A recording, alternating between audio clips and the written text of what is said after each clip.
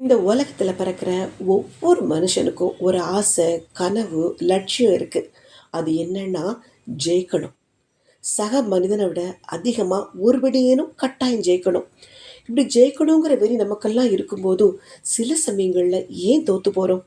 இந்த ராஜாளி பறவையோட கதையை கேளுங்க. முதல்ல ராஜாளி பறவை என்னன்னா பறவைகள்லே மிக பெரியது. அதோட இறகுகள் ரொம்பவே பெருசாக இருக்கும். இந்த ராஜாளி பறவை கூடு எங்கே தெரியுமா கட்டும்? மிக உயரமான மரத்தின் மேலே தான் கூடு கட்டும்.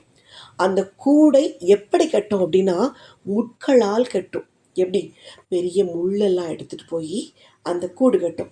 அந்த கூடு கட்டி சரியானதுக்கப்புறம் அந்த கூட்டுக்கு உள்ள முட்டை விடுறதுக்கு முன்னாடி அந்த ராஜாளி பறவையோட இறகுகள் இருக்குல்ல, பெரிய பெரிய இறகுகளுக்கு இடையில சின்ன சின்ன குட்டியான இறகுகள் இருக்கும்.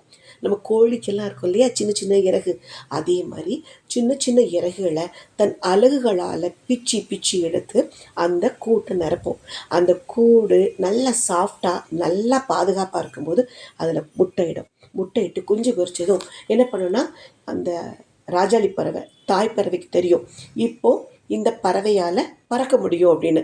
ஆனால் குஞ்சுகள் சொகுசான வாழ்க்கை வாழ்ந்துட்டு இருக்கும்போது நம்மையே பறக்கணும்னு ஒரு ஓரமாக உட்காந்துருக்கும்.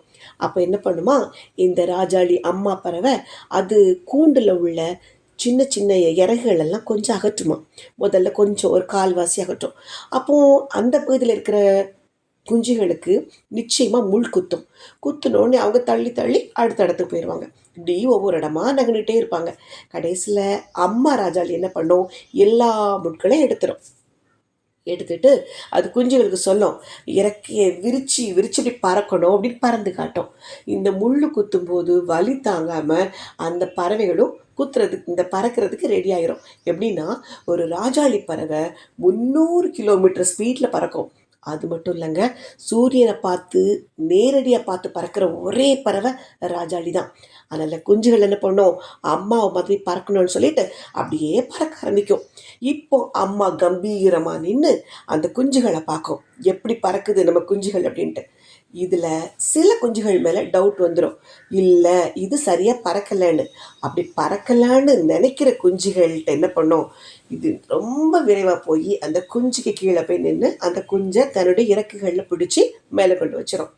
ஆனால் நல்லா தைரியமாக பறக்கும் பாருங்கள், சூரியனை பார்த்து நேரடியாக தைரியம் பறக்கிற குஞ்சுகளை மறுபடியும் தாய்ப்பறவை சந்திப்பதே இல்லை. சரியா? அவ்வளோ கம்பீரமான பறவை தான் நம்ம ராஜாளி. நாமளும் ஜெயிக்கணும் அப்படின்னா எந்த விஷயத்த நினைக்கிறோமோ அந்த விஷயத்த நம்ம முழு இலக்கு வைக்கணும். இதை நம்ம நிச்சயம் அடையணும்னு நினைக்கணும். அப்போ நம்மளுக்கு குடும்பத்தில் பிரச்சனை இருக்கலாம், நண்பர்களால் பிரச்சனை இருக்கலாம், நம்ம சூழ்நிலைகளில் பிரச்சனை வரலாம். அதெல்லாம் ஒரு நிமிஷம் யோசிச்சுட்டு தூர போட்டுறணும். நம்முடைய இலக்கு எல்லாம் நம்ம எதை தேர்ந்தெடுக்கிறோமோ அதை ஜெயிக்கிறதுல மட்டும்தான் இருக்கணும்.